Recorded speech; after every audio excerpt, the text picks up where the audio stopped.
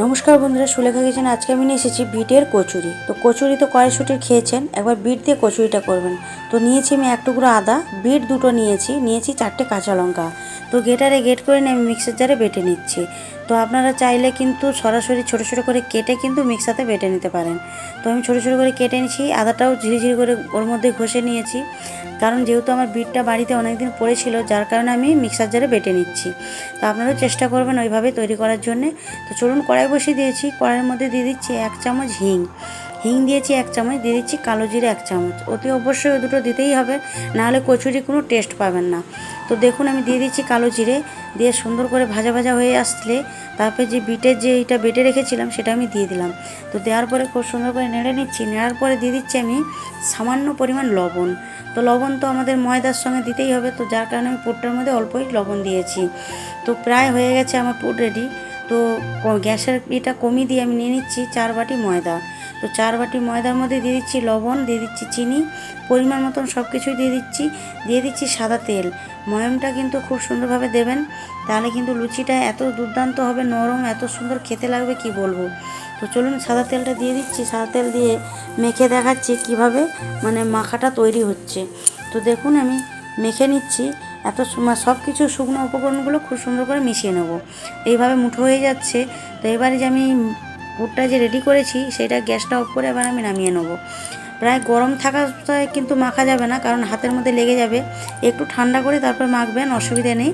তো আমি গ্যাসটা এবার অফ করে দিয়ে আমি পুরটা এবার নিয়ে নিচ্ছি। তো আপনারা যদি ময়দা মেখে যদি লেচি করে তার ভিতরে পুরটা ঢুকিয়ে মাখেন বা ভাজেন, খুব সুন্দর হবে, কিন্তু অত টাইম তো থাকে না মায়েদের হাতে, ঝটপট করে মায়েদেরকে বানাতে হয়। তো বাচ্চাদের টিফিন দেবেন এইভাবে বানিয়ে দেবেন, যতটা চেষ্টা করবেন বাজারের জিনিস কম দেওয়ার, কারণ জিনিসে ভীষণ ভেজাল থাকে। কম উপকরণে কম টাইমে হাতে নিয়ে ঝটপট করে বানিয়ে ফেলুন।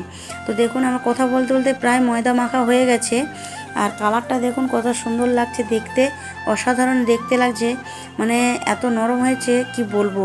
আমি জল ছাড়াই কিন্তু মেখেছি, আপনাদের জল যদি প্রয়োজন হয় অবশ্যই নেবেন। তো চলুন আমি ছোটো ছোটো করে লেচি করে নিচ্ছি। আবার যখন লেচিটা করেছিলাম তখনও কিন্তু ওটা মাখিয়ে নিয়েছি, প্রায় 2 মিনিট মেখে আমি কিন্তু ঢাকা দিয়ে রেখেছিলাম। এবার আমি ছোটো ছোটো করে একটু লেচি বানিয়ে নিচ্ছি। তো লেচিটা বানানোর পরে এবারে মানে অনেকগুলোই লেচি হয়েছে, তো পরিমাণ মানে বেশি করে করেছি, রেখে খাবো বলে, মেয়েকে টিফিনে দেবো, বাড়িতে সবাই খাবো, তো যার কারণে আমি একটু বেশি করে করেছি। আপনারা কম বেশিটা একটু করে নেবেন।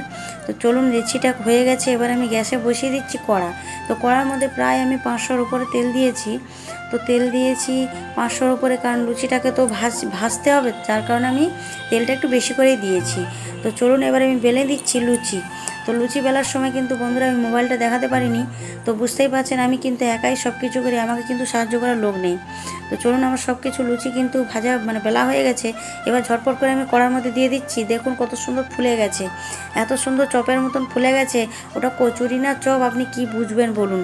তো আমি আলু ভাজা করেছিলাম, আলু ভাজা দিয়েই কিন্তু সবাইকে পরিবেশন করেছি। আপনাদের হাতের কাছে যদি টাইম থাকে তো কিন্তু আলুর দম করে খাবেন, এবং আলু ভাজা বলুন বা যে কোনো বিভিন্ন তরকারি যে করেন সুন্দর লাগে কিন্তু খেতে। তো চলুন আমি এইভাবে কিন্তু সব কটা মানে কচুরি ভেজে নিচ্ছি। তো কচুরি তো মটরশুঁটির খেয়েছেন, একবার বিটের খেয়ে দেখবেন। তো কথা বলতে বলতে প্রায় আমার কচুরি কিন্তু ভাজা হয়ে গেছে।